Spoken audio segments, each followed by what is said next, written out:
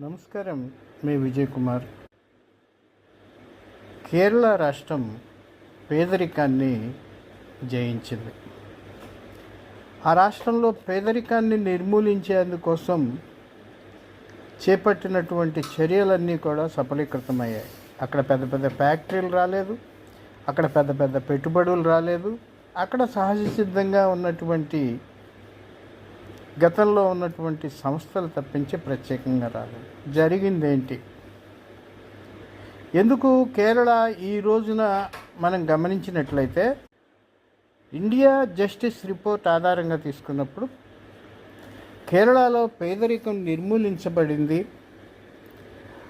0.55% మాత్రమే అక్కడ పేదరికం ఉన్నట్లుగా ధృవీకరించారు. కారణం ఏంటంటే అక్కడ ఉన్నటువంటి ప్రభుత్వం ఎటువంటి జనాకర్షక పథకాలను అందుబాటులోకి తీసుకురాలేదు. కానీ ప్రతి ఒక్కరికి అవసరమైనటువంటి సదుపాయాలను అందుబాటులోకి తీసుకొచ్చింది. ప్రతి ఒక్కరికి పని కల్పించింది. వాళ్ళని ఒక పక్క విద్యావంతులుగా సమాజాల్లో జరుగుతున్నటువంటి పరిస్థితుల్ని, ప్రపంచ గమనంలో చోటు చేసుకుంటున్నటువంటి పరిస్థితుల్ని, ఎలా పేదరికాన్ని ఎదుర్కోవచ్చు, ఎలా పేదరికాన్ని ఇచ్చేయచ్చు, ఎలా వ్యక్తిగత ఆదాయ వనరుల్ని సమకూర్చుకోవచ్చు అనే అంశంలో కేరళ ప్రభుత్వం అక్కడ ఉన్నటువంటి సిపిఎం ఆధ్వర్యంలోని ప్రభుత్వం నిరూపించింది. కేరళలో విజయ్ పెన్రన్ వరుసగా 2 పర్యాయాలు ముఖ్యమంత్రిగా బాధ్యతలు నిర్వహిస్తున్నారు.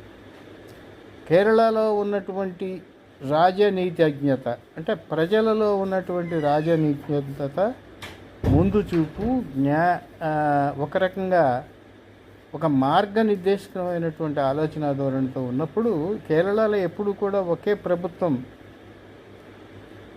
వెంటనే అధికారంలోకి వచ్చిన పరిస్థితి లేదు. అలాంటిది వామపక్ష ప్రజాతంత్ర పార్టీలు అధికారాన్ని రెండోసారి తెచ్చుకున్నాయి.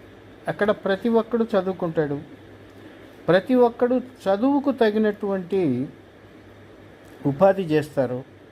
డాక్రా సంఘాల్లో కానీ లేదా స్వయం ఉపాధి సంఘాల్లో కానీ మహిళలు చాలా కష్టపడతారు, సంపాదన ఆర్జనగా ముందుకెళ్తారు. బ్యాంకులకు టోకరా కొట్టడం ఇలాంటిది లేదు. వాళ్ళు బాగుపడాలి, రాష్ట్రం బాగుపడాలి, పొరుగు వాళ్ళు బాగుపడాలి. అట్లాగే విద్యావంతులకి అవసరమైన ఉపాధి లభిస్తుంది.